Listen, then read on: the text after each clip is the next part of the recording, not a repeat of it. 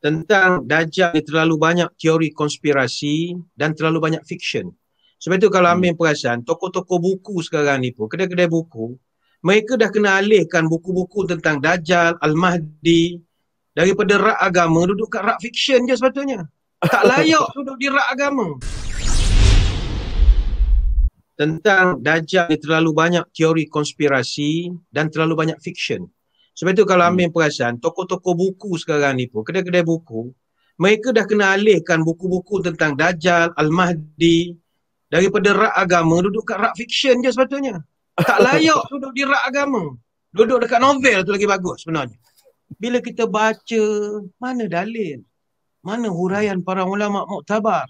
Sedangkan bila bicara bab Dajjal seperti Amin sebut tadi, wajib bahaskan dua hadis yang paling masyhur. Pertama Tamim Ad-Dari, yang kedua Ibnu Sayyad. Tanpa dua watak ini, perbicaraan tentang Dajjal hanyalah sia-sia. Mesti bertitik tolak daripada dua hadis yang paling kuat ini. Pertama Tamim Ad-Dari. Yang ini hadis Fatimah binti Qais tentang kisah Al-Jassasah. Mungkin saudara-saudari ada yang pernah dengar cerita ini, ada yang first time mendengarnya. Hadis riwayat Amir Ibn Syarahi Hamdan daripada Fatimah binti Qais, yang mana Fatimah radhiyallahu anha dengar sendiri daripada Rasulullah sallallahu alaihi wasallam.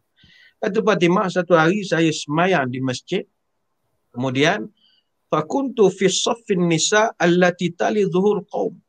Saya duduk di saf perempuan dan saya paling dekat dengan kawasan orang laki-laki. Dan kata Fatimah, lepas selesai Nabi semayang, terus Nabi bersabda, liyalzam kullu insanin musallahu thumma qala atadruna lima jama'tukum qalu wallahu wa rasuluhu a'lam. Jadi kata Nabi, kamu semua duduk diam-diam. Jangan beralih dari tempat duduk kamu. Tahukah kamu kenapa aku panggil kamu semua hari ini ke dalam masjid? Jawab sahabat, kami tak tahu ya Rasulullah. Nabi sambung, aku himpunkan kamu kerana Tamim Ad-Dari. Ini dia sebutkan. Tamim Ad-Dari yang dahulunya seorang Nasrani, seorang Kristian. Dia datang pada aku, dia peluk agama Islam dan dia menceritakan satu perkara yang pernah aku ceritakan kepada kamu sebelum ini berkenaan dengan Dajjal. Ulama membahaskan siapa Tamim Ad-Dari. Tamim Ad-Dari ni atau Tamim bin Aus Ad-Dari, dia ni asalnya seorang pendeta Kristian, pendeta Yahudi, pendeta Nasrani. Dia asal daripada selatan Palestin. Dia jumpa Nabi tahun 628 Masihi bersama dengan 10 delegasi puak-puak Bani Ad-Dar. Dia asalnya nak uruskan premium tanah yang Nabi kurniakan kepada Bani Ad-Dar lepas perang Khaybar. Lepas jumpa Nabi, dia tertarik dengan pribadi Nabi. Kemudian dia masuk Islam dan dia terus duduk di Madinah. Dia akhirnya jadi penasihat Nabi, khususnya dalam hal ehwal ibadah umum. Dan dia, antara jasa dia, dia yang mencadangkan penggunaan lampu minyak di dalam Masjid Nabawi ketika itu. Dan sebelum Nabi wafat, dia dikurniakan wilayah pentadbiran di Hebron, di Bait Anun, kawasan-kawasan sekitar sana lah. Jadi daripada Tamim Ad-Dari ni Nabi bercerita, Tamim Ad-Dari dia cerita pada aku, dia pernah belayar naik kapal laut bersama salasina rajulan min lakhmin wa juzama.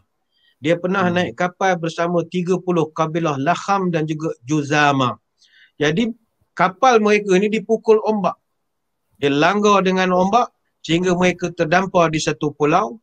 Kemudian bila sampai pulau, kita ringkas cerita, mereka terkejut datang satu makhluk berbulu tebal. Faqalu wailaki ma anti faqalat ana jassasah. Datang makhluk macam Bigfoot ni agaknya bertanya, mu ni siapa? Makhluk tu jawab, Jassasah. Saya special brand. Jassasah ni S. Pengintip. Pengintip rahsia. Spy. Bukit Aman ke? Tak. Special brand. Jadi katanya, kamu nak intip apa? Jadi panjang dialognya. Fa'iza fihi a'zamu insan ra'ainahu qattu. Dia bawa pergi satu biara atas bukit. Kata Tamim Ad-Dari, kami nampak sebesar-besar manusia yang dirantai. Kedua-dua tangannya dipasung sampai ke leher, kaki dan lututnya diikat sampai ke buku lali. Ini permulaan ceritanya.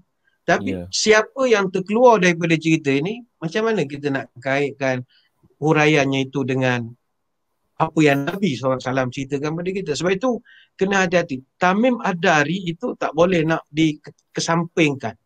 Kecuali, ada pula orang bila dia kaji hadis Tamim Ad-Dari, dia kata, oh, ada dalam Google Map, kalau dia pakai teori Chichijima.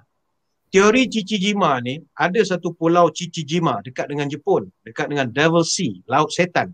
Devil Sea ni Mano Umi ataupun Dragon's Triangle, ada yang panggil the Formosa Triangle, the Pacific Bermuda Triangle. Kesnya bermula tahun 96, ada kapal hancur secara misteri di kawasan itu. Kononnya kalau kita tengok Google Map, kalau kita lihat 100 km ke arah barat laut pulau itu, kita boleh lihat wajah Dajjal secara jelas katanya. Jadi wajah mata kanannya terbuka, pada dahinya ada tulisan, seluruh kepalanya terbaring atas sebuah pulau, badannya pula terendam dalam lautan Pasifik, ada 2 plate besi di belakang kepalanya, dan di situ terdapat 3 plate besar, 1 plate atas dahi, 2 plate atas kepala. Panjanglah, saiz kepalanya saja lebih kurang dalam 5 km, iaitu dari ubun-ubun ke dagu. Jadi ada yang kaji buat analisa, saiz kepalanya sepanjang 5.49 km. Maknanya kalau Dajjal berdiri, tingginya lebih kurang 33 km berdasarkan kepada ratio manusia normal. Ini yang ada orang kaji yang buat kajian tentang gegasi itu tadilah. Ini baru kita cerita hadis tentang Tamim Ad-Dari. Kalau cerita tentang Ibnu Sayyad, malam ni tak payahlah Amir Idris show tutup lah, panjang betul ceritanya. Tak habis. Tak ada. Panjang betul. Jadi kepada orang di luar sana yang suka bercerita tentang kisah Dajjal, cerita kiamat, silakan. Tapi 2 watak ini jangan tak dimasukkan dalam perbahasan. Sebab hadisnya hadis yang sangat kemah.